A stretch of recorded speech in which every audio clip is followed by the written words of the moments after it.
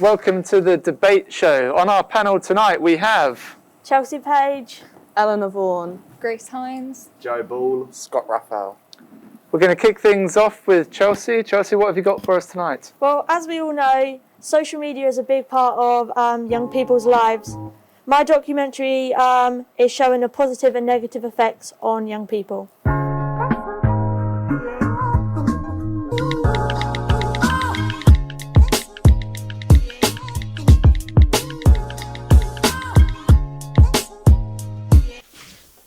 Hello and welcome to my documentary. So my question is, does social media have a positive or negative effect on young people? As you know, social media is one of the biggest, most popular things of this generation. And the statistics show in 2019, 3.5 billion people were on social media. So next we're going to be getting on to the positives and negative effects of social media. For example, some 81% of young people said social media has a positive effect on their life. The positives are you can talk to your friends whenever you want. One would be role models. For example, Instagram's a very good one and I can see why that's on top of the list. You get a lot of role models on Instagram. Going into some negatives.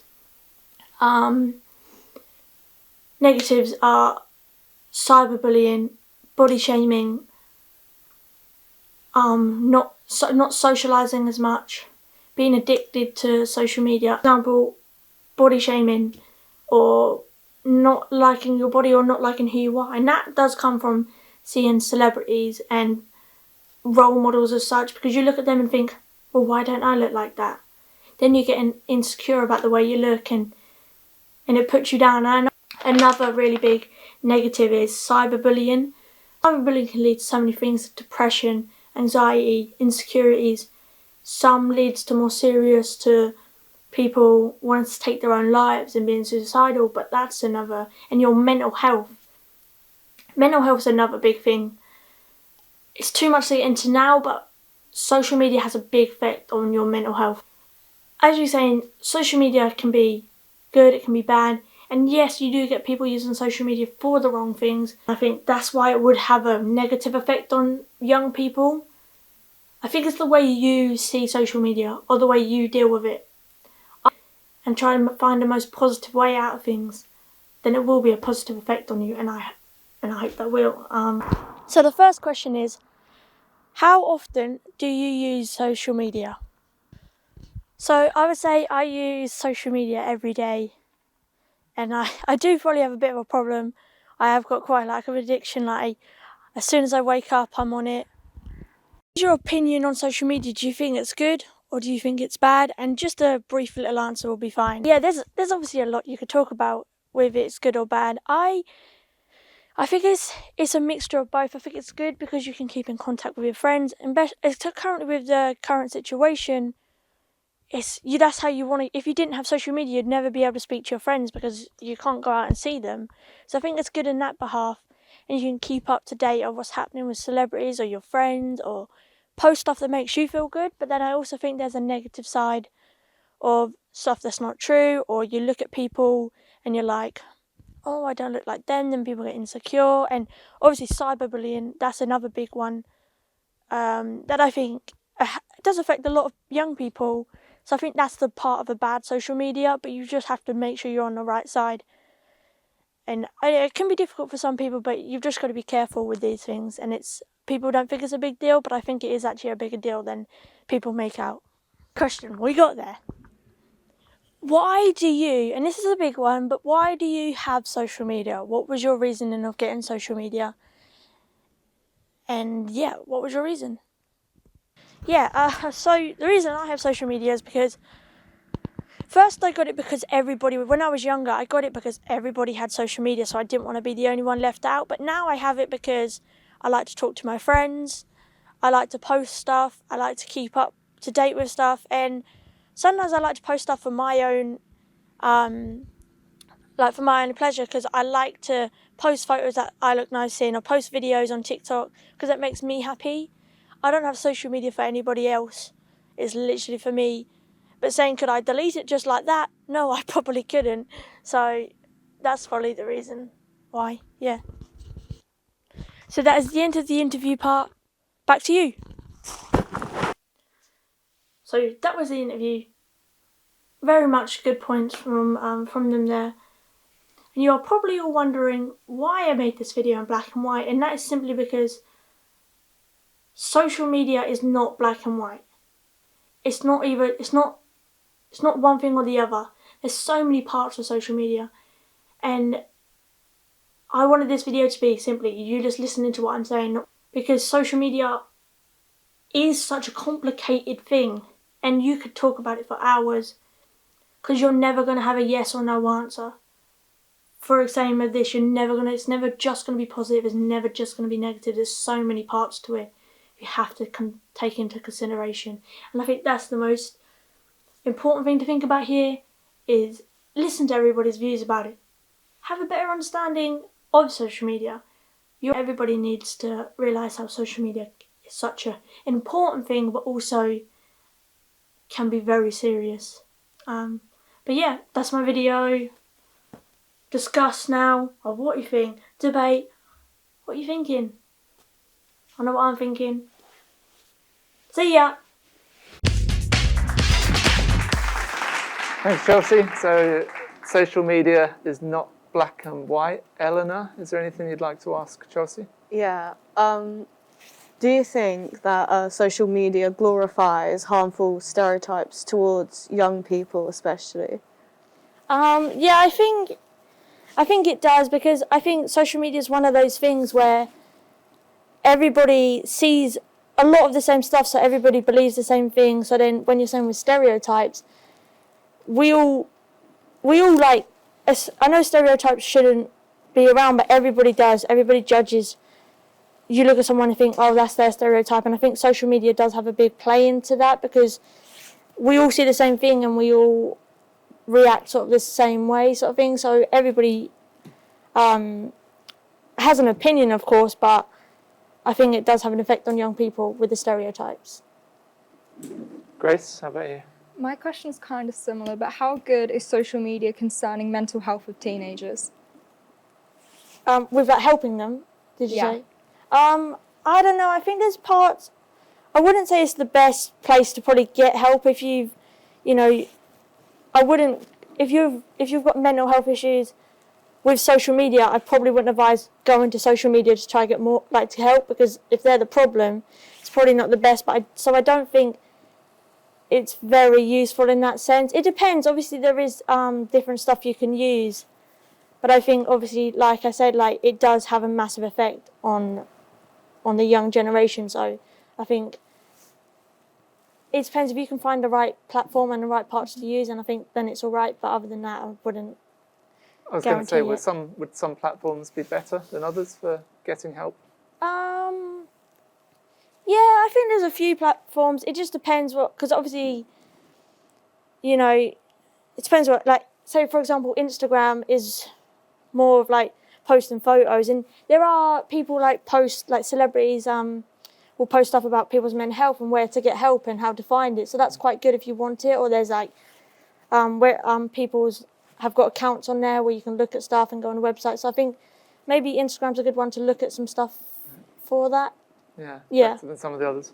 Joe? It's kind of tying on from Richard's point. So you talk about different apps regarding social media and the effect of on young people. Would you say some apps are worse than the other? Because obviously you have ones like Snapchat, which is completely different to Twitter. Would you say some are worse than others? Yeah, I would definitely say some are worse than others. And saying with your point with Snapchat, I think, for example, Snapchat, you have to follow people back and allow them to follow you. So they can't message you or do anything unless you follow them. Whereas Instagram or Twitter or Facebook, people can post stuff where everybody can see and you have no control over it as such. So I think, yes, there are worse ones. I think probably Instagram, where people can comment on your stuff. you can block the comments, but especially like Twitter as well, where it's such a free range thing that like everybody can see it, and you know it's easily out there sort of thing. So I'd probably say Twitter and Instagram are probably the worst for that. And Yeah. Scott? Do you think young people using social media now will affect them as an adult? Yeah, I think it would. I think it will affect them as an adult. I think because the more this generation is, the younger you get of using social media. I think, you know, there's so many young people younger than us, like way younger than us, who have social media, and I'm so glad I didn't immediately grow up with the social media, because I sort of like know both lives of not having it and having it. But I think definitely it will affect you when you're older. But like I said, it depends what sort of the platform you use and how you use social media. If you're just using it for your own benefit and you don't care what other people think and you're being positive on there, I think then you'll be all right. But I think sometimes people are just unfortunate and do get obviously cyberbullied, and I think that's where it might affect them in their future or when they're adults and that. So yeah. I was just going to say, me personally, I just want to ask you another question about stereotypes. And obviously, parents, especially my parents, they said for me from when a very young age, oh yeah, you shouldn't be on social media, you shouldn't be this and that. What's your view on the stereotypes kind of given against what they think? So, for example, they'll say, oh yeah, you're too young, you shouldn't be on Snapchat. What's your view on that? Yeah, I think I sort of agree. I think there should be because it doesn't. I feel like in this day and age, people will, and that's just where people will lie about the age and just say they are older to get on social media. And I think there should be a certain point.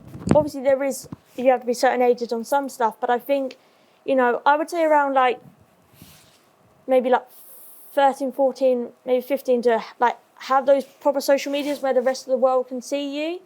I understand some of the social media apps where it's just like, for example, Snapchat, you can, like my younger sister, for example, she has Snapchat, but she just has her friends and my family on it, so she can only talk to 5 or 6 people on it. How old is your sister, can I ask? My sister's only 9 and she has Snapchat, which is mad. I never had that well, it wasn't really around at that age, but she only has it so she can like text me and text her friends and FaceTime with her friends sort of thing. But I don't think my mum would allow her to have like Instagram or Facebook or anything where it's like the rest of the world could sort of see what you're posting. Yeah, but I think that side of it, that's okay, because if she's just using it just to message her friends and socialise out of school, I think that's a good tool to have, because the earlier on in your life when you learn to socialise, I think the better, because then you get into the transition to high school and stuff, and then, do you know what I mean? It's a lot easier. So yeah, definitely. I kind of agree with that. Yeah.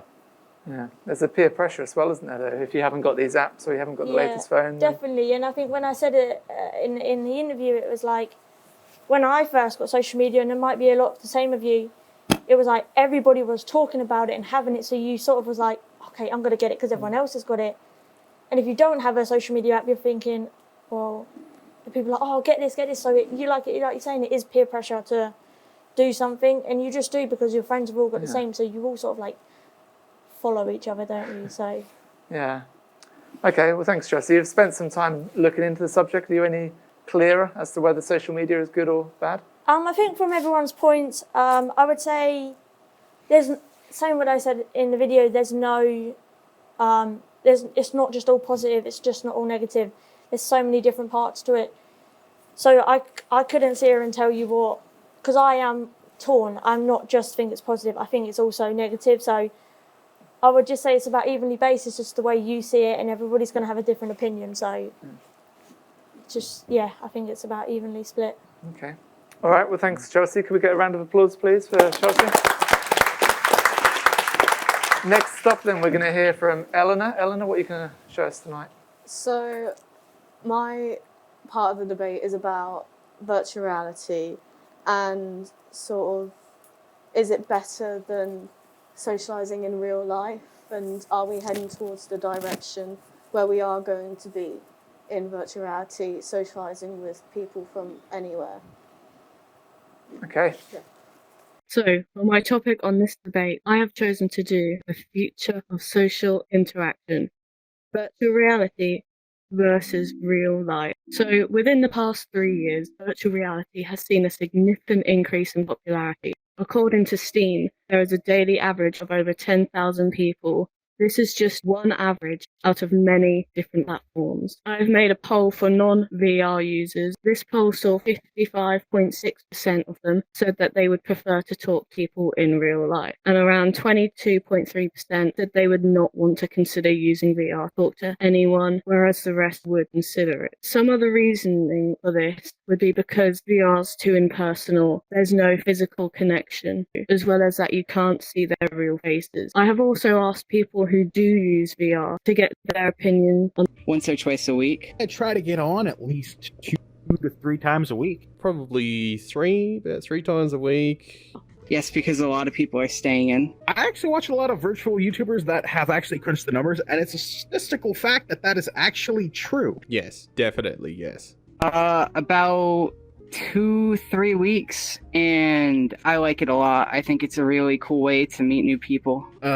Like I said, I've owned the headset for about 7 to 8 months, so pretty much the entire time it's my main form of communicating with people. I think under right circumstances it can be great and healthy. Okay, so I've only been doing this since June this year. It's an excellent place to start. Like if you want to increase your social skills, definitely. Yes and no, because you can meet a lot of cool people on here. 95% yes, 5% no, only because of how unchecked certain VR is for the people that buy them. I wouldn't say safe, but definitely fun. Yes, because not only can you hang out with your friends, but you can do things that you can't do inside of real life. Like, for example, fly. I gotta give it to real life because there's nothing like hanging out with a person face to face. I'm going to go ahead and say hanging out with friends in real life is still better because at least they're there for you. You know, they can do a lot more than your friends at VR chat here. But your friends here in VR chat, you can meet some amazing people you just don't run into. Because I'm an introvert. I ended up getting the headset, and I ended up getting online and downloading the application VR Chat. I use it to drink. I use it to hang out. Yes, there should be an age limit because if you're not smart enough with it, you can definitely hurt yourself or others around you. I would say probably 13. I gotta say, you should at least be 16, because then the more thought portion of your brain that thinks about what happened in hindsight starts to kick in a bit. Yes, there should be. The amount of people that shouldn't be here because of the content you can see, what people can say, I'd recommend 18. All right, thanks, Eleanor. That club looked amazing. Where was that? It was a world in a game called VR Chat. Okay. Very good. Looked very full of colour. Grace, any questions for Eleanor? Yeah, I have. So if real-life interactions were replaced with virtual reality, how would this affect social aspects in real-time conversations? Well, real time, it really wouldn't affect it as you can still bounce off each other like a normal conversation, but the only difference is there would not be any physical aspect of it. You can move your arms and stuff, but it's not the same as someone being face-to-face with you, as you can't see their emotions and stuff like that, yeah. Yeah, Joe? Yeah, I was just going to say, obviously we have on the PlayStation 4 and the Xbox, there's just party chat right now where you can join a party with up to 8 mates, you know, have a giggle with them. But do you think, as VR is growing so much, that VR is the next step, and coming included with consoles, this could be potentially the next form of socialising? Yes, I mean, PlayStation already has the PSVR as well, which you can use with the PlayStation 4. Don't know about the 5 yet. And that probably is the next step towards it as more consoles are building up with their technologies and stuff like that. And VR is definitely getting a lot more sales, 161,000 in the last quarter of the year. So it's definitely going to increase and probably take over maybe at some time in the future. Is there a price on the things that you mentioned? Are they expensive to get involved with? VR, virtual reality headsets, like what, £300 or something Yeah, with the PS4. So it is quite pricey, but obviously maybe because of its growing popularity, that's going to be a demand, which could come involved further with like the later PlayStations and stuff. That's what I was just wondering. Yeah. But, yeah. So there's not too much of a barrier in terms of getting involved. You can sort of get a cheaper option, could you? Yeah, the cheapest one is about £300, Okay, roughly. quite a lot still. Yeah. Yeah. Okay, and Scott? Do you think that those who become addicted could lose touch with the real world? Yes, it's very easy to lose touch with the real world very, very quickly. Sometimes it can be just within 30 minutes of having the headset on, you just forget where you are in a room, and you'll try and do stuff in VR and in the room at the same time, and it will mess with your head. It really does. So yes, it's very likely that happens. Have you had examples of this yourself? Yeah. Has it happened to you? Yeah, it has, where I've tried to move in the room and I use my controller to try and move myself in my own room. And obviously you can't really do that at all. Is that worrying? Or? Yes. Yeah. Because you just think, have I been here too long? And like, is it going to continue messing with my head, and am I ever going to get used to it? Yeah. Do you take any steps to sort of counter that then? Is there anything you can do, limit your time or anything like that? There is obviously limiting time, but that's very hard to do when you're talking with people or if you're really immersed in something. It's very hard to get off the game. So yeah, it's very addictive. Yeah. And Chelsea? My point is sort of similar to Scott's, my question. Obviously with VR being so popular, and maybe for example for yourself, and especially with young people, everybody's using either like on phones or PlayStations or Xboxes. Do you think you can lose touch with your family? Like, do you feel like you distance yourself from your family, and do you feel like you don't see them as much? Yeah. How does that really work with your family situation? Well, I think it also depends on the person, because a lot of people have different family matters and family issues. And I think it really depends on the person. Say with myself, I get to spend time with both my family and on VR, basically balanced, but more with my family, whereas some people could spend more time in VR than they do with their actual family. So it does depend on the person.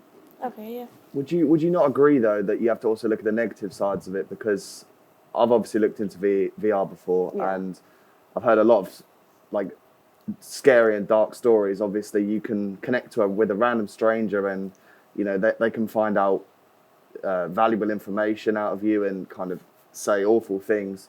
Do you not kind of see that part as well towards it? Cool. Of course. It's kind of like social media in that way, that it's never really safe at all for people. There's always going to be people that have bad intentions and try to use it to harm and go against other people for their own personal gain. So yeah, it is dangerous, yeah. I guess it's still relatively new technology. Yeah. So is there like a age limit? Well, like for example, that chat you were just in, the interview. Say the people you talk with, is there like an average age of people, or is it just people all ages spread out? Is there different? It's mostly ages spread out. The most I've probably seen are about, say, our age into the 20s. And there is obviously a lot younger, more like pre-teens and stuff like that, which is very scary to see people that age doing that sort of stuff instead of, living a normal childhood. Yeah. But you can see the appeal, can't you? Certainly this year. Like VR is much more appealing than the real world in the pandemic. Definitely, yeah. Yeah. Okay.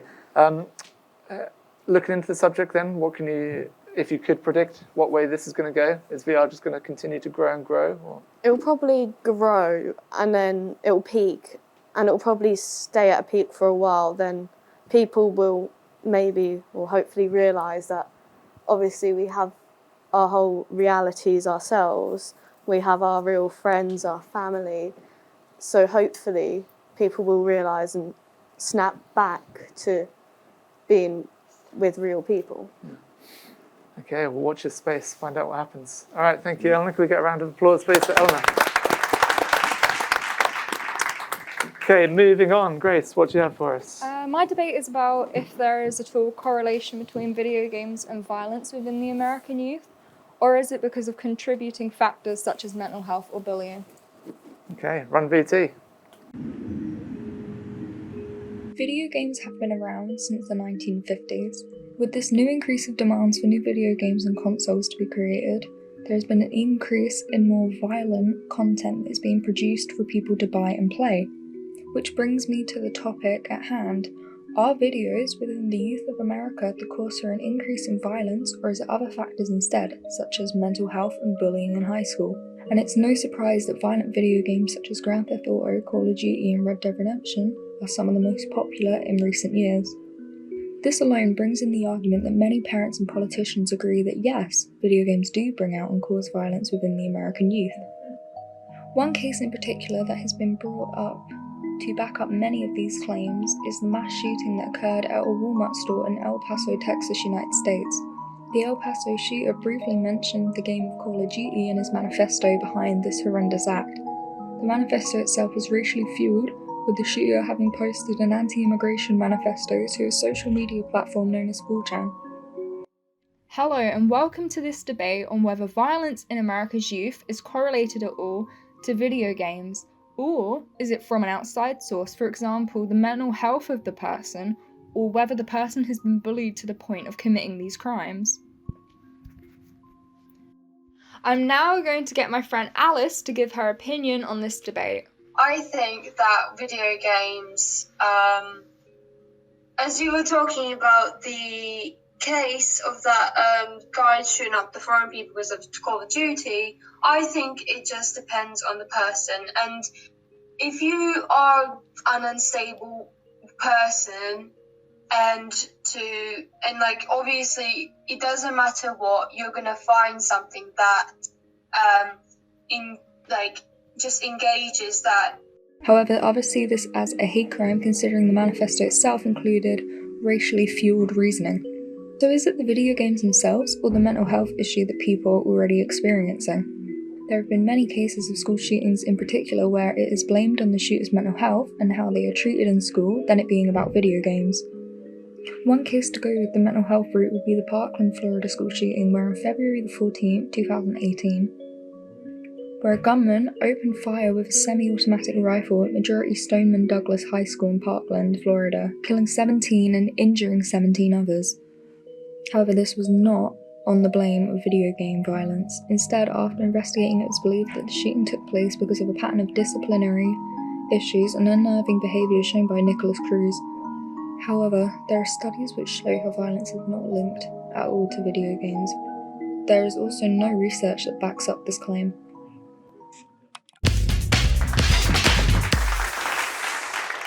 Scary stuff. Thank you. Grace, Joe, violence in video games? I was just going to say about, obviously violence in games is increasing over the years. Now, you see these freak, bizarre incidents. I personally, myself, I don't agree with it kind of being tied in. But do you think as violence is increasing in video games every single year, do you think that increases the chances of more of these bizarre incidents actually happening?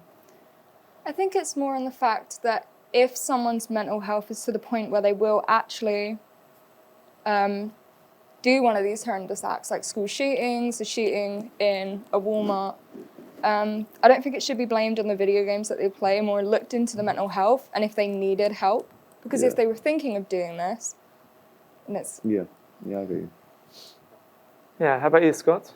My question was about how it can differ, like playing video games, men and women, if that's like a difference, and if you were likely to relate aggressive behaviour towards a man, and these stories that come out might link the two.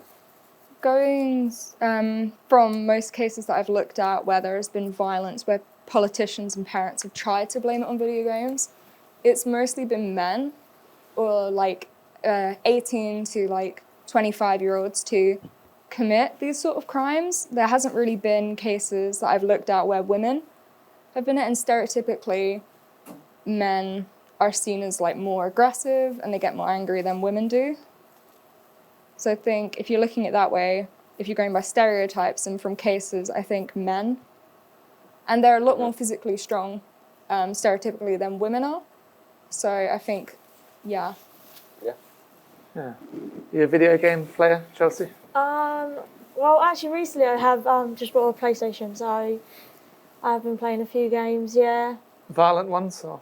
Yeah, some violent ones, but I don't let it affect me too much. I only play it a little bit at a time because I know how addictive it can get. But You're not feeling the rage right no, now? I'm not feeling the rage at all. But so my question is more of about the aging, because obviously you have to be a certain age to buy certain games, and if you're not, you have to have ID. So if you don't, your parents have to buy it for you. But do you not find you know it's going to be violent? If you're not old enough for it, and then you can't deal with that, and you're dealing with it the wrong way, would you say it's sort of their fault for doing it? Because you know that game's going to have violence, you know it's going to have blood, you know it's going to have guns, you know it's going to have killing in it. So it's sort of their fault at the end of the day. You've been warned of what's it's about. So I feel like if it was the case where a parent was with the child and they bought the game for the child knowing that it was an 18 plus and the child was, say, like 15, 16, something like that, then maybe the parents not so much blamed fully, but blamed that they let their child play that knowing it had graphic content in it. And if it's a young, impressionable child and their mental health maybe not be so good, but hasn't really been talked about yet, then maybe it could like influence them to sort of do these sorts of things. yeah. I think it's all a bunch of baloney, to be fair. I think you should just let them play what they want when they're young. That's how I see it. I think that this whole tying it in with video games and, you know, about how these freak incidents, it's nothing to do with it. Me personally, but... So you think they would have done it anyway? Yeah. I think you have to be, no offence to the people who did it, but you have to be sick in the head to do something like that. And tying it in with video games... So you just think they're trying to find an excuse for it? Yeah. Just find an excuse, a way out of saying it's mental health. I think it's a bunch of rubbish. Me personally, but yeah.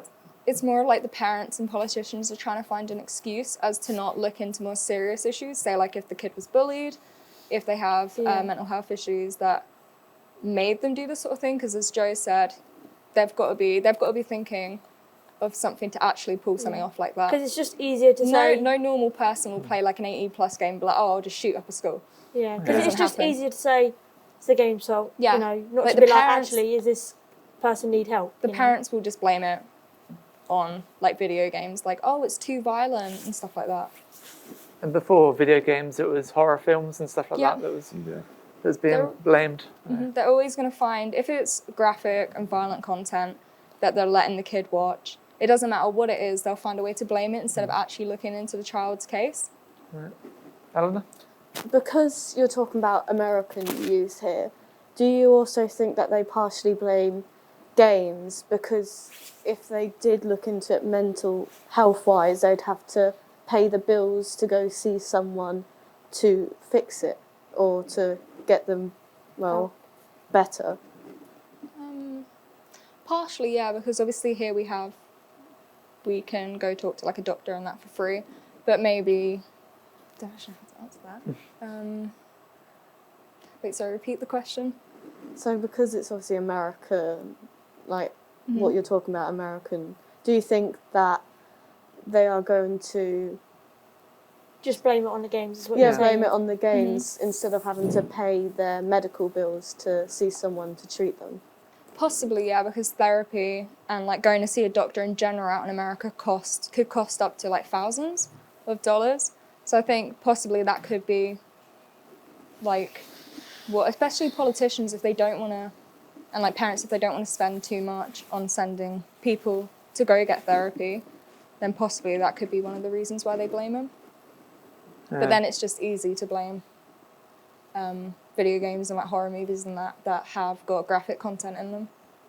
So you've hinted in conclusion, and you've hinted that you don't really think there's a link, or? Yeah, in conclusion, I don't think there's a link at all. I think it's more whether the person has really bad mental health to do that sort of thing, because no person who's mentally stable will think of even trying to do that.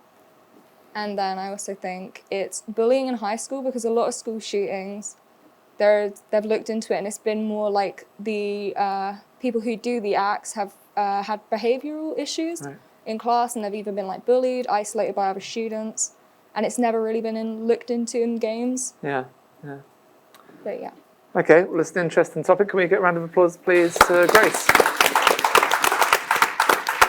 Okay, next up, Joe, what have we got for discussion next? So yeah, my documentary, it is going to be very one-sided. I'm just putting that out there now.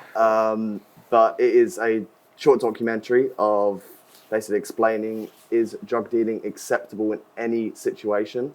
The documentary involves two stories. A story of a US dealer who was forced to do drug dealing, and I can kind of make you understand that side of the story, and also one of my closest mates whose brother is also a dealer, and shows the effects that it's been through for him. So yeah.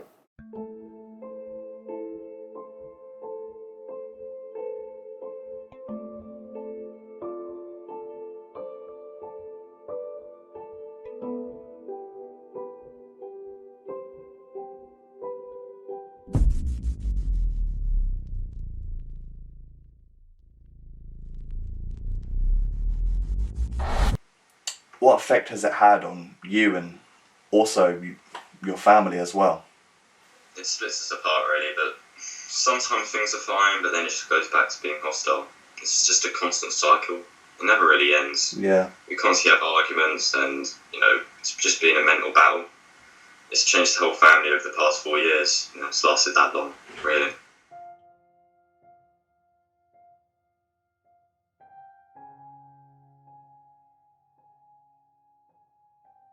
Central London dealers earn up to about £800,000 per year. Is this a reasonable way to earn your source of income? So, how's it affected you? Well, I don't really care how it's affected me. It's more about how it's affecting him in general, really, Yeah.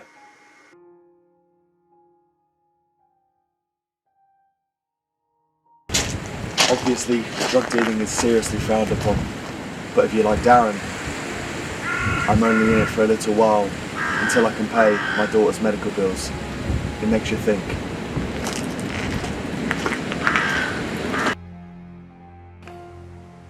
Sickening, really.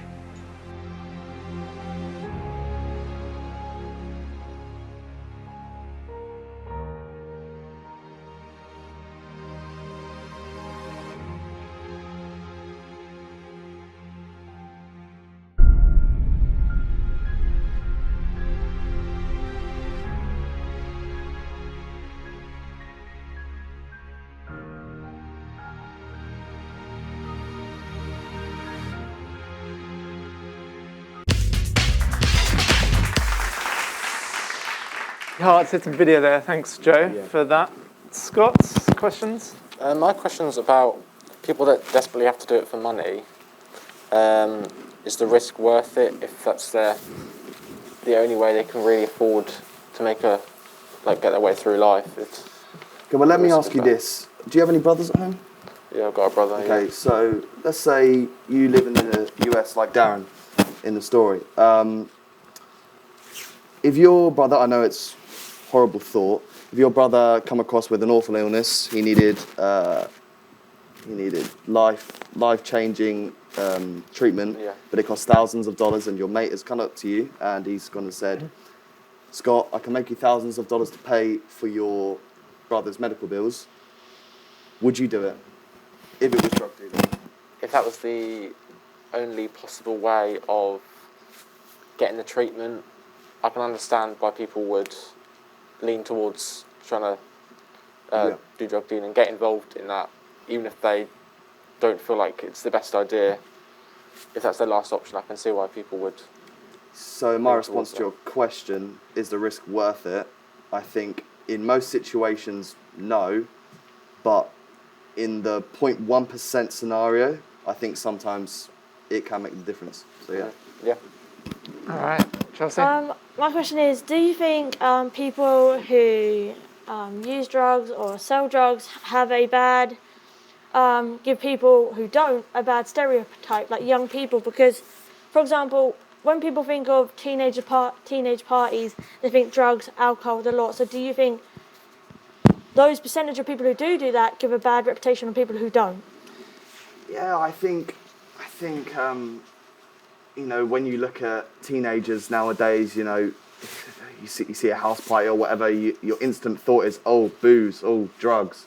I think that's the main go-to with what you think about that. But I think with bad reputation, you know, drug dealers, they carry around a bad reputation no matter what.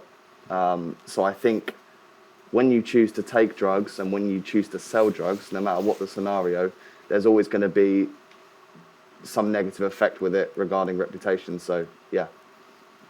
I wonder, like in the video, you had the case study of £800,000. Yeah. You can see the temptation, can't you? Yeah, you can think about doing it for a year. You can see the economic factor of it. You can really see it. You know, if somebody's offering you £800,000 per year, you know, yeah, it is dealing Class A drugs, but at the same time, it's like £800,000 a year. Do you know what I mean? That's more than most people will earn. Yeah. So it is tempting, but obviously you need to have a look at the side of things, at how it affects people who actually take these Class A drugs, and it's ruining lives. Yeah.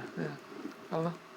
Would you say that people, say given the chance, there's this whole battle as well, isn't there, like legally, of trying to get some drugs to be used for medical reasons.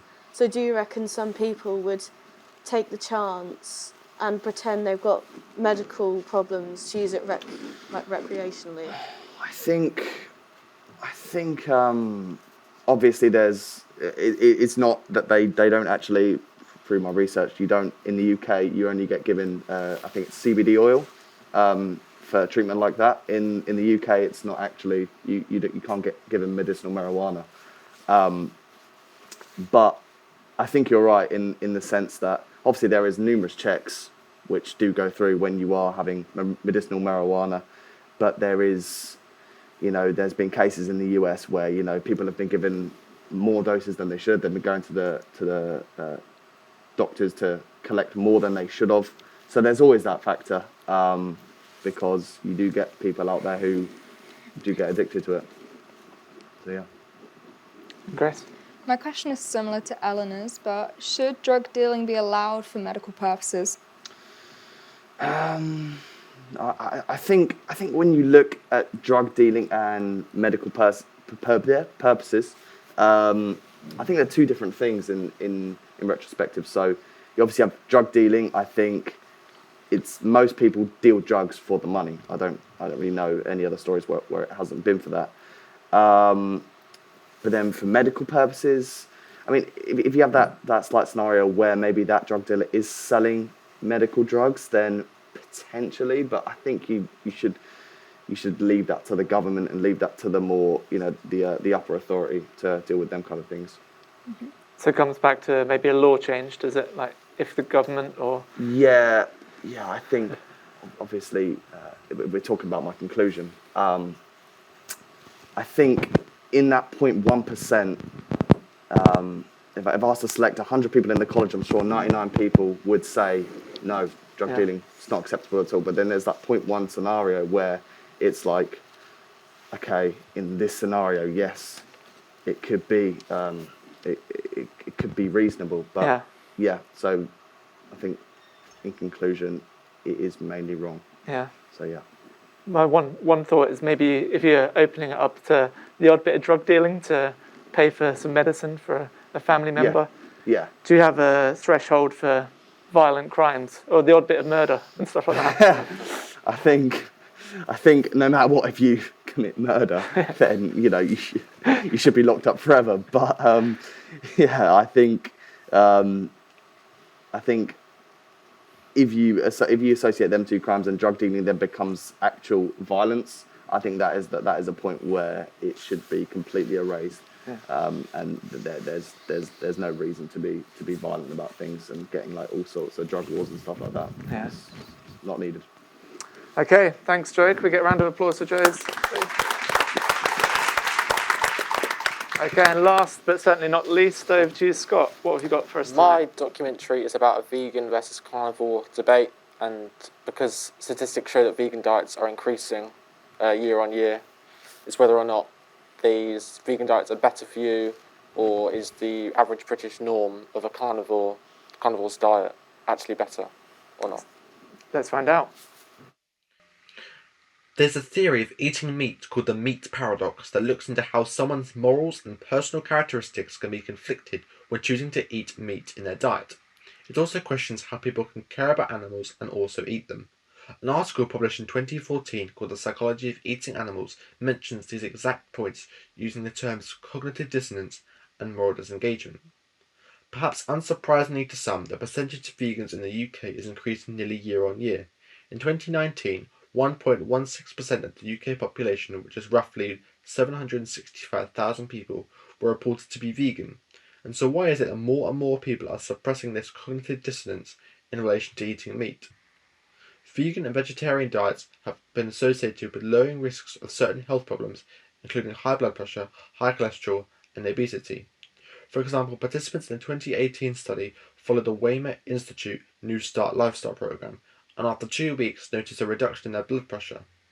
Research shows that potassium, commonly found in many fruits and vegetables, helps to ease tension in blood vessel walls and then helps with reducing the patient's blood pressure. Although a vegan diet promotes a healthier lifestyle with a high consumption of fruit and vegetables involved, there are still a few key nutrients that aren't readily available. Planning a vegan diet means thinking about these key nutrients to ensure they aren't missed out. There are also studies that suggest that those who choose to go vegan have the flexibility and financial ability to control their diet. These people with time and money may be more health conscious or have the capacity to practice other healthy habits such as exercise, and therefore the health benefits of living a vegan lifestyle aren't just down to their diet. A 2012 study conducted at the Harvard School of Public Health claimed that eating red meat increases the patient's risk of death from all kinds of diseases, including heart disease and cancer. However, the research also shows that those who reported eating the most red meat in the study also happen to have a sedentary lifestyle, eat more calories, and drink. And so much like how a vegan's diet might mirror their healthy lifestyle, to generalize, the average carnivore's calorific and fatty diet might also mirror their sedentary and basic lifestyle. However, on the nutritional side of things, protein found in meat and poultry is complete, meaning it contains all the essential amino acids as well as many key nutrients such as iron and zinc. Iron is essential for blood production and supports other bodily functions such as maintaining a normal immune system, and although this mineral can be found in products such as seeds and dried fruit that are suitable for vegans, the complete sources that offer other nutrients often come from meat-based products. Vegan diets can create a lot of controversy because they go against the so-called norm of the average British or Western diet. Carnivores would most likely argue against them because they see meat as a more nutritious source of food and that they prefer the taste over a vegan-based diet. So this begs the question, if vegan diets were the norm, would they work for everyone and be nutritious for all age groups? Let's see. Well, my question is, do you think, because I feel like if you know any vegans, I feel like or you see videos, they're like, you shouldn't eat meat, this is wrong, but people who do eat meat don't pressure vegans that they should eat meat, sort of thing. So do you feel like they shouldn't pressure people to do, to be a certain way? Do you think vegans shouldn't pressure people like me who will eat all different meats? Yeah. They shouldn't pressure them to do it. Do you think that's right? I think, in a way, they might see it as they're trying to get their point across and get their beliefs across, trying to change how the world consumes what they do. But I also think, like you said, it's a meat eater won't directly say to a vegan that a carnivorous diet is better. So, yeah. Yeah. Do you feel under pressure, or do you feel... Well, you do, for example, this is the only video I'm going off. There's this woman on TikTok, and she's vegan, and she makes all these sort of videos, a bit passive aggressive, saying you shouldn't eat meat, just to be vegan and everything. And I feel like everybody's different. I feel like you shouldn't pressure somebody to do it. So when you see that, you think, whoa, and she brings all this stuff up. But I think if you're happy in yourself doing something, don't worry about what everyone else is doing. Okay. It's probably the same with a lot of campaigns, and it's got that, if you've got that sort of shaming element, it might do equal amounts of harm as it does good. Yeah, I think probably because a vegan diet isn't as the norm, people see them as aggressive or trying to conflict everyone else just because it's not how everyone kind of is. I guess that's how they see it. Okay. Eleanor?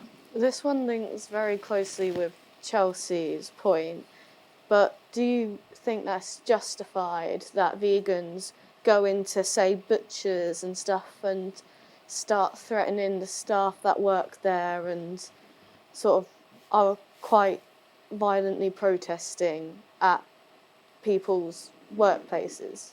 I think like extreme vegans or protests or things like that, yeah, it's an interesting way of getting their point across that isn't always received very well. So I think it's a balance of how they prove their point without disturbing other diets or other ways of people living. Yeah. Do you find that sort of thing puts you off then? I don't know if you're personally a vegan or... I would probably never be a vegan, even if it came to it, because I think the human body does sort of need to depend on both things, because both plants and meats have some nutrients that the body needs more than, say, others. But in a way, I wouldn't agree with the protesting, because it's people's livelihoods that are being affected by, say, some extreme vegans, as you say, go ahead and protest, because then it's not letting the business make the money they need to make for the day. All right. Yeah. Okay. Grace? My question is there more pressure now on people to become vegan with how many online personas start becoming vegan? Does this influence people? I think influencers, kind of celebrities, people that others would admire or see as role models might help them to make the decision, or if they see a famous person that they like with a vegan diet, it's like anything, they'd want to perhaps copy them or see it for themselves. Even if they just tried it out, it's interesting that role models could change people's diets, I guess, yeah. Who are the big vegan role models at the moment? Joe Wicks? Yeah. Yeah? Anyone else? Not off the top of my head, I don't know, but people that are kind of in the news or promoting the healthier diets that are vegan kind of help people make that decision. Yeah, of course. As a trial, yeah. All right, and Joe? Yeah, my question was just, so in obviously being vegan, you know, they see it as helping the world and all of this, but do you think that the majority of people need to switch to a vegan diet, or is it more of a minority that need to switch to a vegan diet to kind of help the world in that sense? There are statistics that suggest that if more people turned vegan or plant-based diet, it would improve the world as a whole, to do with global warming and agriculture, things like that. So I don't know any specific numbers about how many people should go vegan or plant-based or reduce their meat exactly, but I think definitely a large proportion of people could change the world, I guess, yeah. Do you think global warming and environmental concerns are going to be the thing that does sort of push it on a bit? Yeah, as well as animal cruelty as well. People look at those things and would say that they're against meat because of that, and that might lean them towards a vegan-based diet. Okay, so in summary then, where do you think we are with this discussion? think overall vegan diets will see a larger increase, as they already have year on year. I think in a few years' time, more and more people will turn vegan because they see the positives or the negatives even against a meat-based diet. Okay, well thank you, Scott. Could we get a round of applause for Scott, please?